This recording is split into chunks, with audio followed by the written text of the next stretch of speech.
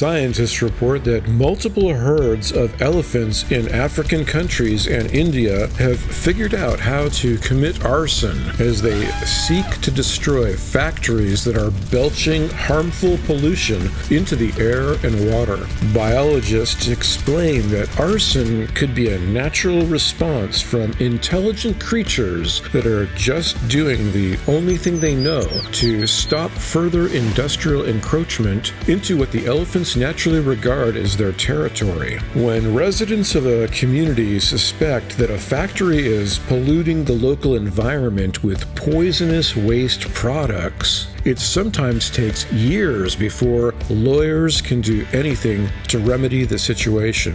In the meantime, kids, senior citizens, and folks with chronic health conditions are more susceptible to the harmful effects of pollution in our air and water. The elephants that police suspect of committing arson seem to be reacting instinctively to the ongoing contamination of the forest.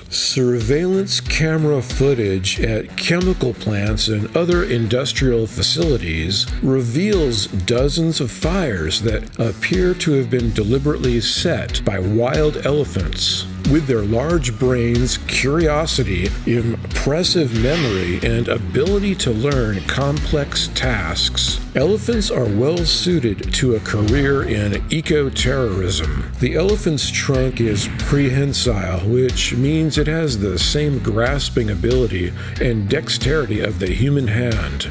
According to Zimbabwe Polytechnic University biologist Alvin Fernald, it's a trivial matter for wild elephants to use their trunks to hold and activate a cigarette lighter or drag a broken tree limb through brush fire after a lightning strike to serve as a makeshift torch for arson.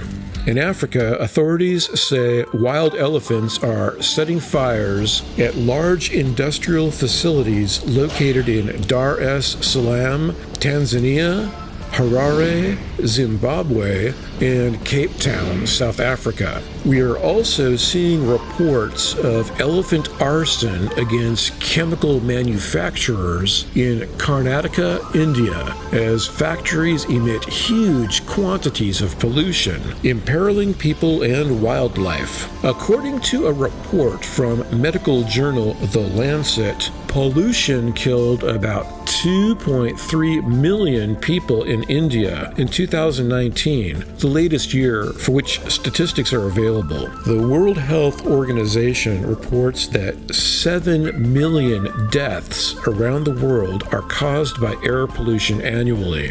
A spokesman for Environmental Caution, an ecological policy lobbying group, commented that humans are lucky that some rogue elephants are shutting down factories that continue to excrete their industrial wastes into the environment. Experts now predict that the death toll from air pollution will double by 2050, with an additional 6.6 million people dying from smog and other contaminants every year. With the rising threat to the environment, there is growing resistance from wild elephants waging a strategic war against factory owners and managers. Biologists using tracking devices and drones have discovered that some of the elephants appear to have traveled more than 60 miles from one industrial arson site to the next in the country of South Africa.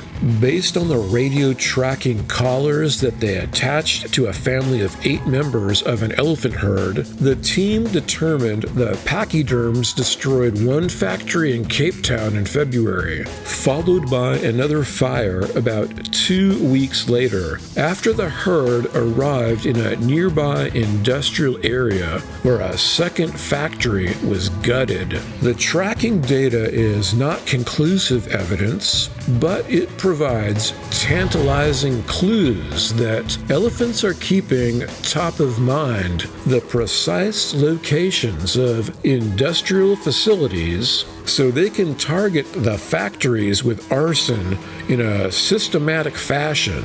Instead of wasting time crisscrossing the forest and jungles randomly to reach the next source of pollution to attack with Pachyderm-style Molotov cocktails. Despite the growing thickness of smog making things appear opaque, it's clear that we need to enforce stricter anti-pollution laws before the planet becomes a contaminated charnel house lit only by the cinders of exploding manufacturing centers. Industry analysts say that relying on elephants to destroy industrial facilities with arson in the name of stopping pollution seems to be an unsustainable practice. Ideally, humans will end pollution with a non-violent approach, working things out by shaming executives at stockholder meetings, deploying herds of lawyers in courtrooms across the globe, and encouraging protesters to state their piece in the streets.